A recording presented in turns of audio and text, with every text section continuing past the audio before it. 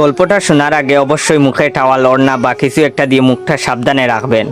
মায়ের হাতে খেলানি খেলে আমি দায়ী না। বল্টু হ উচ্চারণ করতে পারে না, হকে গো বলে ফেলে।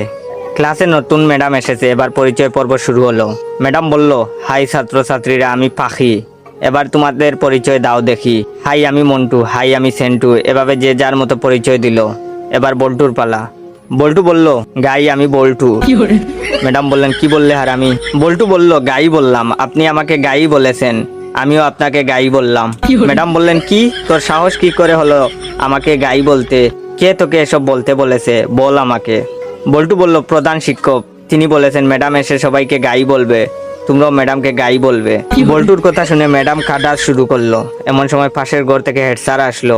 হেড স্যার আবার ক বলতে পারে না, ক কে প বলে ফেলে। হেড স্যার এসে বললেন, কি ব্যাপার ম্যাডাম এভাবে পাচ্ছেন যে?